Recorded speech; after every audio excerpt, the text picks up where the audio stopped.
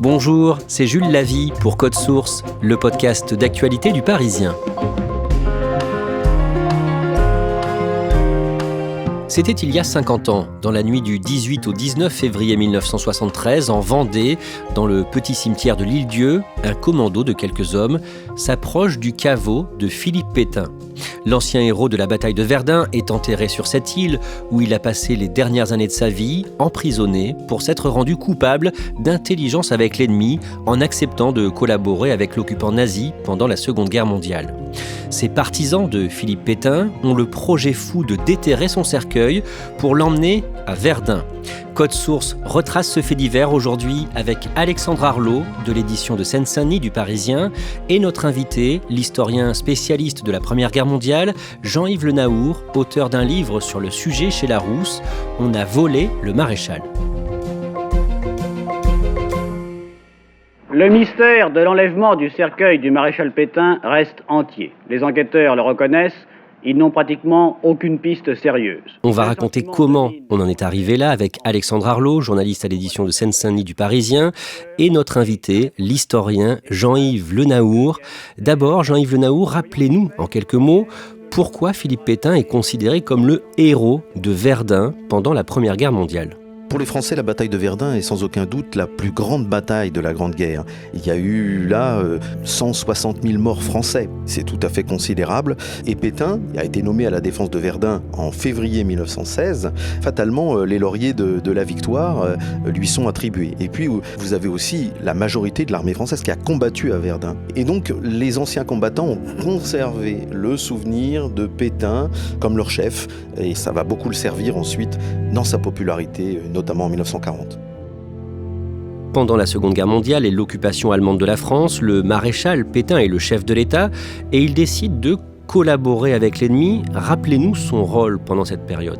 La collaboration, elle est politique, elle est culturelle, elle est économique. Et évidemment, il y a aussi ce relais de la politique antisémite des nazis, et notamment les arrestations, les rafles, les déportations de juifs étrangers et français en direction de l'Allemagne.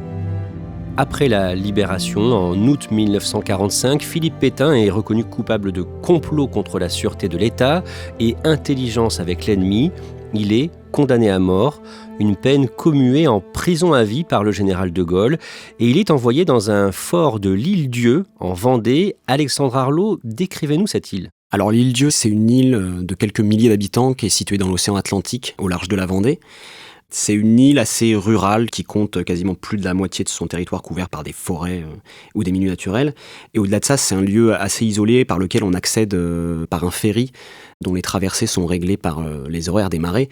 Donc c'est aussi pour ça que ce lieu il a été choisi, parce que c'est un lieu relativement isolé. Le maréchal Pétain va mettre longtemps à mourir. Il fête ses 90 ans dans sa prison de l'Île-Dieu en 1946 et ses 95 ans en 1951.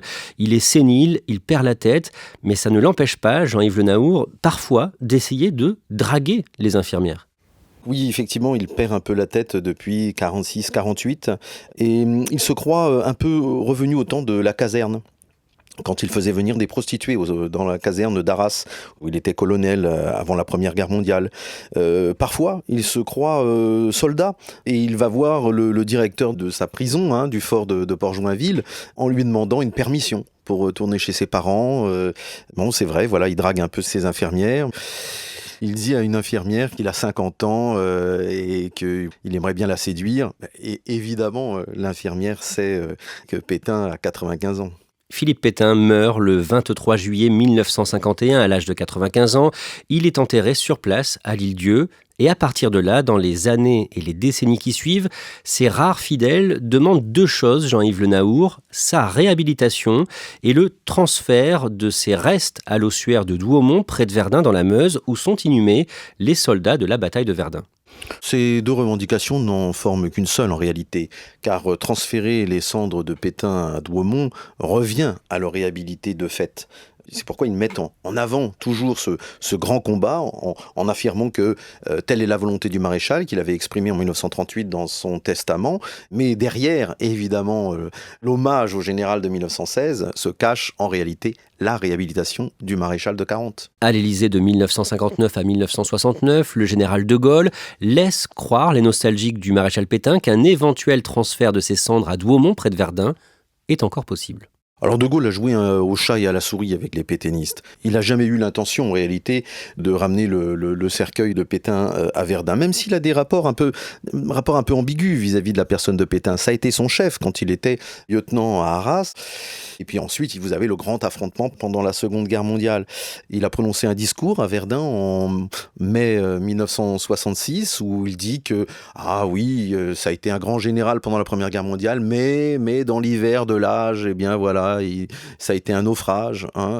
Et puis en 68, il se paye même le luxe de fleurir la tombe. Et De Gaulle donc s'est beaucoup amusé à diviser les pétainistes. Quelques années plus tard, en janvier 1973, un avocat et ancien candidat à la présidentielle, Jean-Louis Tixier-Vignancour, va échafauder un plan. D'abord, qui est-il à ce moment-là, Jean-Yves Le Naour ? Jean-Louis Tixier-Vignancour, c'est un grand avocat d'extrême droite. Il a été député anti-Front populaire en 1936. Il a voté les pleins pouvoirs à Pétain. Il a eu quelques responsabilités sous Vichy, des responsabilités secondaires. Il était jeune à l'époque. Il est redevenu député de façon éphémère à la faveur de la vague poujadiste en 1956. Lors de l'élection présidentielle de 1965, il réussit à rassembler à peu près 5%. En 1969, il est approché par des émissaires de Pompidou qui ne veulent pas qu'ils lui prennent quelques pourcentages de voix et qui lui font entendre que s'il ne se présente pas, eh bien, le futur président Pompidou pourrait examiner favorablement l'idée d'un transfert des cendres de Pétain à Douaumont. Et donc Tixier-Vignancour se laisse attraper par ses promesses vagues et ne se présente pas en 1969. Promesse non tenue, forcément très déçu après cet épisode. Quelques années plus tard, donc en janvier 1973, Jean-Louis Tixier-Vignancour élabore un plan. Quelle est son idée en résumé ? Il a envie de se venger de ces politiques qui l'ont un peu berné. Alors son plan, c'est d'aller déterrer le cercueil de Pétain, de le cacher quelque part et d'entamer une espèce de chantage avec le gouvernement, avec l'Élysée carrément, en disant on vous rendra Pétain si vous acceptez de l'inhumer sur le champ de bataille de Verdun, au milieu de ses poilus comme il le réclamait dans son testament.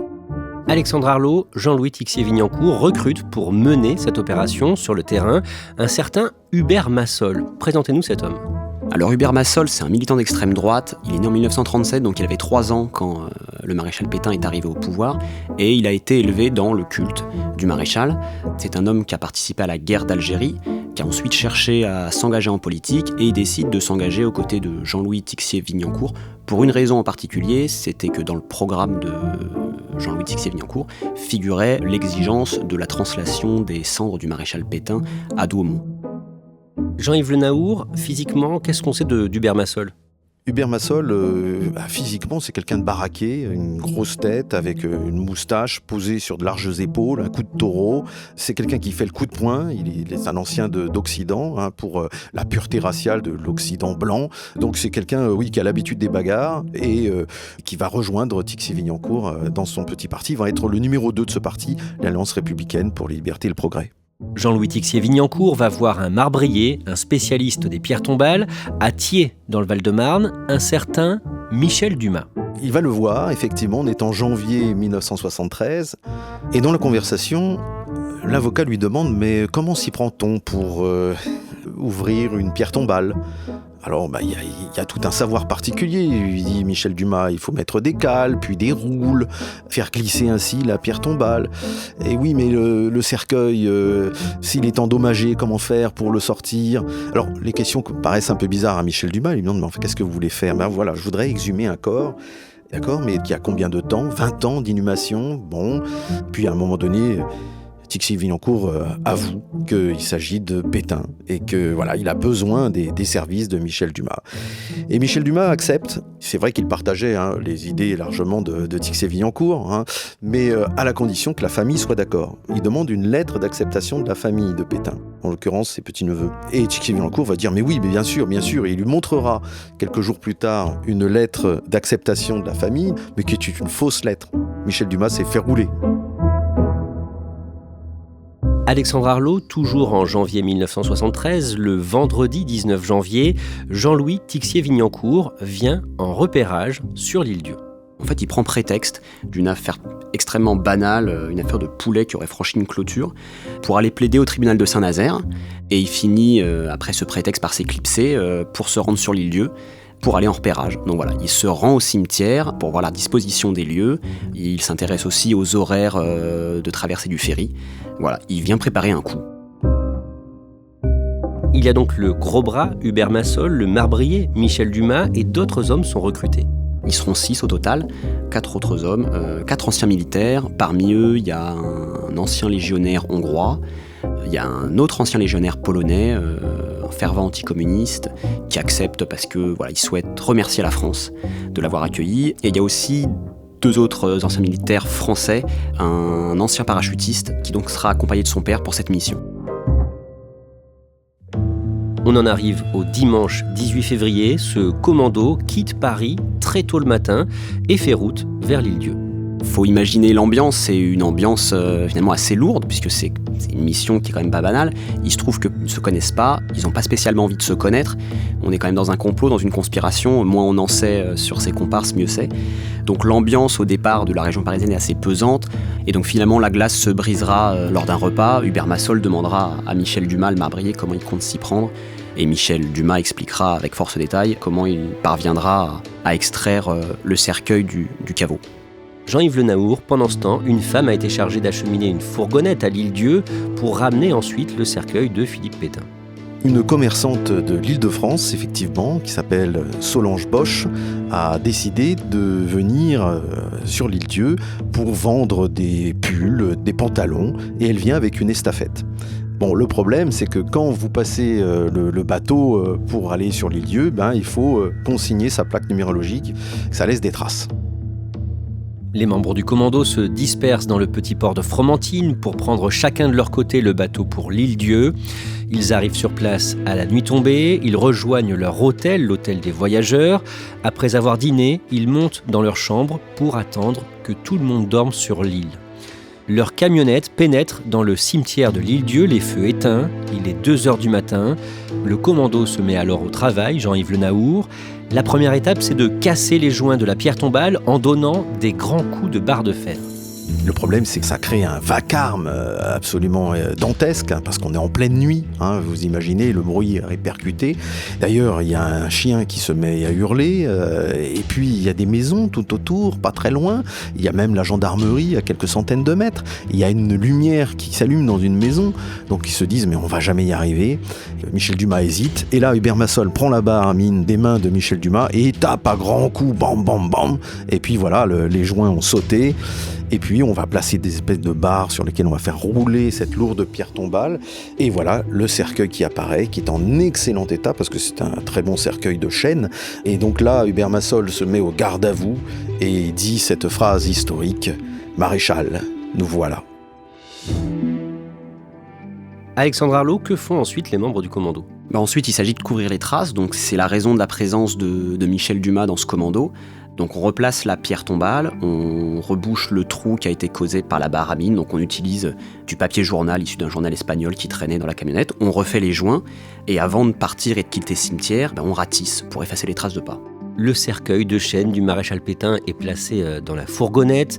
Le commando repart, l'estafette au point mort pour faire le moins de bruit possible. Les 6 hommes retournent à l'hôtel pour attendre le premier bateau pour le continent qui part à 4h du matin.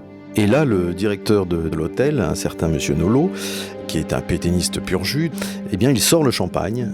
Ce n'est pas tous les jours qu'on libère le maréchal, il faut fêter ça. Il est même surpris, tellement le commando a été vite. Il pensait qu'ils sont partis depuis une demi-heure, et ils ont dû échouer, puisqu'ils reviennent aussitôt. Et non, le cercueil de Pétain est dans la camionnette. Les 6 membres du commando embarquent sur le ferry sans être inquiétés. Le jour se lève, nous sommes le lundi 19 février et ce jour-là, Alexandre Arlot, vers 9h du matin, le gardien du cimetière de l'Île-Dieu remarque quelque chose d'anormal autour de la tombe du maréchal Pétain. Oui, il s'aperçoit qu'il n'y a aucune trace de pas autour du caveau du maréchal Pétain. Ça lui met la puce à l'oreille puisque dans le week-end s'est déroulé notamment non loin de là un match de football. Et dans ce genre de cas, il n'est pas rare que certaines personnes se rendent au cimetière pour aller voir la tombe du maréchal Pétain. Pas forcément des pétainistes, mais voilà, c'est un peu la curiosité du cimetière. Et donc ce matin-là, pas de trace de pas autour du caveau. Le gardien du cimetière s'approche du caveau, se rend compte que les joints sont frais. Il se dit que quelque chose s'est passé.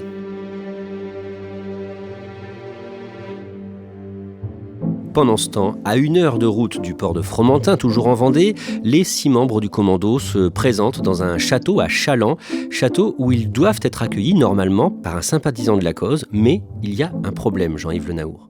Il y a un problème parce qu'il n'est pas là. Le château est fermé, il y a bien une lumière, il y a un palefrenier qui est en train de s'occuper des chevaux, qui les regarde un peu de côté. Et ils vont rester là pendant 3 heures avec leur camionnette, comme ça, en se disant mais qu'est-ce qu'on fait ? Et à un moment donné, Massol prend la décision de partir parce que tout cela ne sent pas bon. Le cercueil de Pétain, finalement, il devait être caché dans ce château. Et au dernier moment, eh bien, vous avez le châtelain, le marquis Bout-de-Casson, qui a reculé, qui a eu peur. Et il n'est pas là au rendez-vous.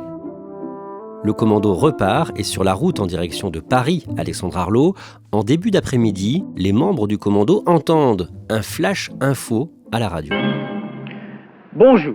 Le mystère de l'enlèvement du cercueil du maréchal Pétain reste entier. Les enquêteurs le reconnaissent, ils n'ont pratiquement aucune piste sérieuse. 2 sentiments dominent dans les réactions enregistrées après cette rocambolesque affaire, la stupeur et la réprobation. C'est la stupéfaction générale puisqu'ils pensent avoir effacé leurs traces, ils pensaient avoir un peu plus de temps aussi pour pouvoir prendre la fuite, et finalement ils s'aperçoivent en entendant ce flash info que le vol du cercueil du maréchal Pétain a été découvert, et du coup forcément ça change un peu leur plan.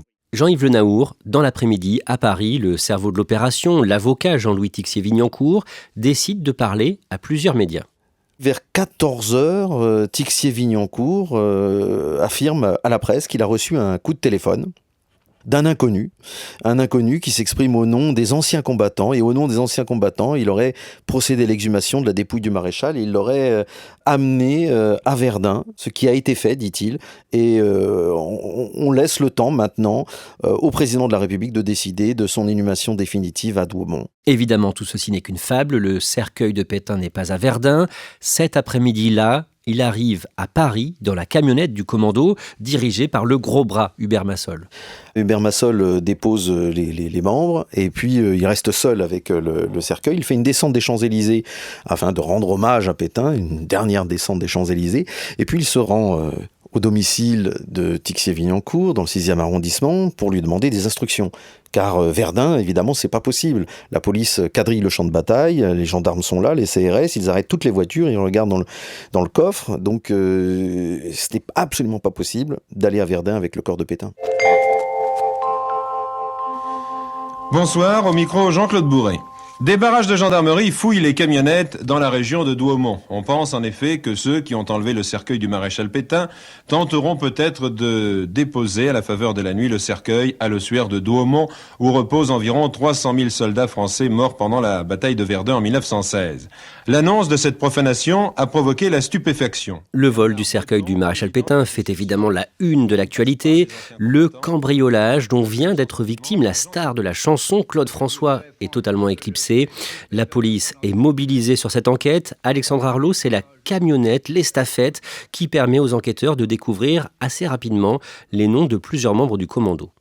Cette commerçante, Solange Bosch, est retrouvée, elle est interpellée, placée en garde à vue, elle est cuisinée, et elle finit par donner les noms de ses complices, ceux qu'elle connaît. Donc il y a parmi eux Michel Dumas, le marbrier, il y a le légionnaire hongrois, et puis il y a ce père et ce fils, ces 2 anciens militaires qui l'accompagnaient. Le mardi 20 février, la justice annonce l'arrestation de 3 membres du commando. Parmi eux, il y a Michel Dumas, il y a aussi le fameux baron dans le château duquel devait être entreposé le cercueil du maréchal qui avait fait faux bond au commando, qui est placé en garde à vue. À ce moment-là, les enquêteurs ne savent toujours pas où se trouve le cercueil du maréchal. Et en coulisses, l'avocat Jean-Louis Tixier-Vignancourt parle avec d'autres pétainistes, comme l'avocat historique de Philippe Pétain, Jacques Izorni. Et voyant qu'ils ne pourront pas acheminer le cercueil à Verdun, ils envisagent un plan B. Il y a un plan B, puisqu'à partir du moment où les autorités refusent le transfert de Pétain à Douaumont, il n'est pas possible évidemment de le garder là où ils l'ont caché. Donc il faut le rendre, mais accepter qu'il y ait un procès. Si Hubert Massol se rend à la police, effectivement, il sera jugé. Et Tixier-Vignancourt pourra être son avocat. Et ainsi, derrière le procès de ceux qui ont enlevé le corps de Pétain, on va refaire le procès Pétain de 1945 et on va tenter de laver son honneur. On va de nouveau déterrer le cadavre de Vichy et on va juger Pétain. Voilà, et essayer de le réhabiliter. C'est là le calcul de Tixier-Vignancourt. Et concrètement, où est-ce qu'ils veulent déposer le corps, alors le cercueil de Pétain ? Eh bien, Tixier-Vignancourt propose que le corps soit déposé aux Invalides, les Invalides où sont enterrés des prestigieux militaires comme le maréchal Foch, autour notamment du cercueil de Napoléon, le temps que le président de la République se décide pour inhumer le corps officiellement à Douaumont. Alexandre Arlot, le mercredi 21, l'un des membres du commando, pendant sa garde à vue, est confondu par une carte postale. C'est Michel Dumas, le marbrier. Il se trouve qu'après le vol du cercueil, lorsqu'ils sont retournés à l'hôtel des voyageurs sur l'île Dieu, Michel Dumas, il a rien trouvé de plus malin que d'écrire des cartes postales qu'il a confiées ensuite au tenancier de l'hôtel pour les envoyer. Et lorsqu'il est placé en garde à vue et lorsqu'il est interrogé, il commence par nier, il nie pendant un bon moment, et puis finalement on lui place cette carte postale sous les yeux et il est bien forcé d'admettre qu'effectivement il était présent à l'île Dieu et de reconnaître effectivement sa participation et son implication dans cette opération. La même journée, le chef du commando, Hubert Massol, décide de se rendre et il le fait pendant une conférence de presse devant une dizaine de journalistes qu'il a fait venir dans un café du 17e arrondissement, le café Le Cristal, avenue de la Grande Armée. Hubert Massol, devant la presse, lance un ultimatum. Vu que le cercueil est en notre possession et que nous le tiendrons dans ce lieu jusqu'à ce que le président de la République nous fasse parvenir une lettre dans laquelle il s'engage personnellement à ce que le corps du maréchal Pétain soit entreposé dans une crypte des Invalides dans l'attente de la réhabilitation et des translations des cendres à Douaumont. Et évidemment, il sait que c'est impossible, il est arrêté et cet ultimatum ne dure pas. Pendant sa garde à vue et après quelques heures de réflexion, Hubert Massol accepte de dire aux enquêteurs où se trouve le cercueil. Avec ce précieux renseignement en poche, les policiers filent vers la proche banlieue parisienne, à Saint-Ouen en Seine-Saint-Denis, dans la cour d'un immeuble de 7 étages, au 30 avenue Gabriel Péri. Oui, Hubert Massol, c'est celui qui a caché le corps. Il est le seul à savoir où se trouve le corps à ce moment-là. Il a une exigence pour donner le lieu où se trouve le cercueil, c'est que la presse les accompagne. Et donc effectivement, dans la nuit, ils prennent la direction de Saint-Ouen. Ils arrivent devant cet immeuble où se trouve une enfilade de box. À première vue, Hubert Massol a presque un peu du mal à se souvenir dans quelle box se trouve le cercueil. Finalement, la mémoire lui revient assez vite. Les policiers ouvrent le box. Il y a une bâche, il y a un vieux matelas, et sous des cartons, ils découvrent le cercueil du maréchal Pétain qui était entreposé là, dans ce box de proche banlieue parisienne. Le jeudi 22 février, le cercueil du maréchal Pétain s'envole de la base de Villacoublay à bord d'un hélicoptère Puma, direction l'île Dieu. Le jour même, à 14h40, après une courte cérémonie religieuse, Philippe Pétain est inhumé à nouveau dans son caveau blanc. Les membres du commando arrêtés ont fait quelques jours de prison à la Santé à Paris, mais ensuite ils ont été libérés et ils n'ont jamais été jugés, volonté des autorités pour éviter de leur offrir une tribune. Jean-Yves Le Naour, aujourd'hui, 50 ans plus tard, plus personne en France ne rêve d'une réhabilitation de Philippe Pétain ou d'un transfert de ses restes à Verdun ? Eh bien, il y a toujours une association qui avait été formée à la mort de Pétain, l'ADMP, l'Association pour la défense de la mémoire du maréchal Pétain. Mais aujourd'hui, ce ne sont plus que des petits vieux octogénaires, nonagénaires, qui sont tellement peu nombreux, avec peu de moyens aujourd'hui, qu'ils pensent à s'autodissoudre. C'est pour vous dire qu'il n'y a plus personne, même parmi les défenseurs de Pétain, qui croit que la réhabilitation est possible. Donc Pétain, aux yeux de l'histoire, eh bien, c'est définitivement l'homme de la collaboration, l'homme du déshonneur.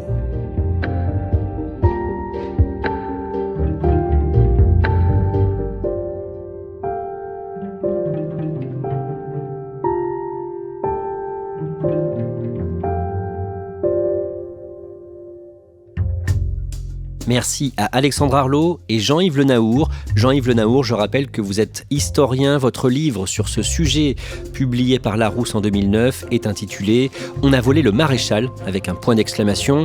Et vous avez signé un docu-télé sur ce sujet en 2012 que l'on peut retrouver aujourd'hui sur YouTube. Cet épisode de Code Source a été produit par Clara Garnier-Amouroux et Thibault Lambert. Réalisation, Julien Moncouquiol.